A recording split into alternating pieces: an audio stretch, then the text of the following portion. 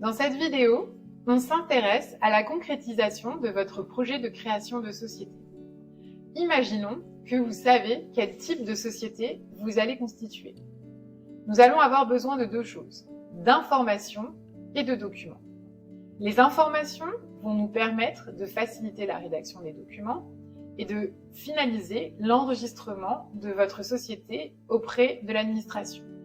Quel type d'informations avons-nous besoin? La dénomination sociale de la société, le montant du capital social, la répartition du capital social entre les sociétés, le lieu du siège social de la société, les bénéficiaires effectifs de la société. Nous allons vous envoyer un questionnaire qui va nous permettre de collecter l'intégralité de ces informations. Une fois ces informations collectées, nous allons procéder à la rédaction des documents. Tout d'abord, nous allons rédiger les statuts qui déterminent les relations entre les associés pour la gestion de la société. Nous allons ensuite rédiger une déclaration de non-condamnation qui sera signée par la personne en charge de la gestion de la société. Nous devrons collecter une copie de la carte nationale d'identité ou du passeport de cette personne qui signera la déclaration de non-condamnation. Sur cette copie de passeport ou de carte nationale d'identité, il faudra apposer une mention manuscrite certifiée conforme à l'original. J'insiste sur ce point, puisque ce sont des formalités qui sont requises par les greffes pour finaliser l'enregistrement de votre société. Nous allons également avoir besoin, si vous constituez une société commerciale, et uniquement dans le cas où vous constituez une société commerciale, d'un certificat d'attestation de dépôt des fonds qui sera émis par la banque auprès de laquelle vous aurez ouvert un compte bancaire pour la société.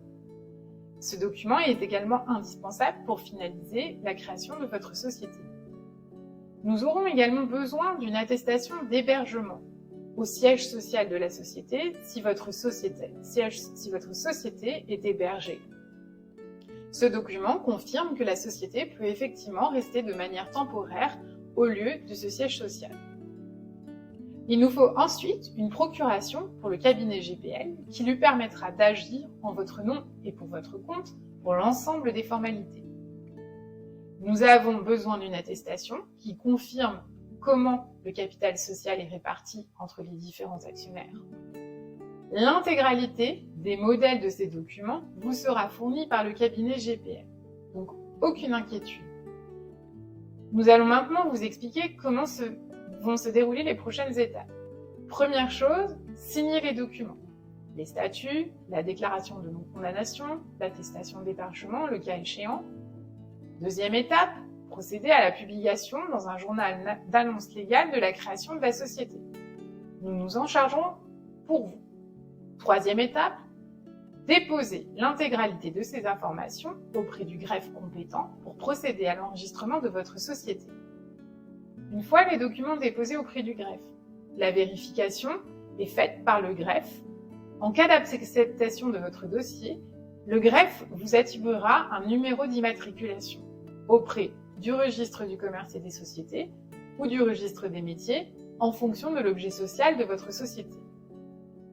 Lorsque vous avez obtenu ce numéro, vous obtiendrez également ce qu'on appelle un CABIS que vous pourrez donner à votre banque qui lui permettra notamment pour les sociétés commerciales de débloquer les fonds qui ont été bloqués lors de la constitution. Nous espérons que cette vidéo vous aura permis de comprendre les différentes étapes de la création d'une société. En cas de questions, n'hésitez pas à nous contacter. Nous sommes joignables par mail, par téléphone et sur le site www.cabinetgpl.com.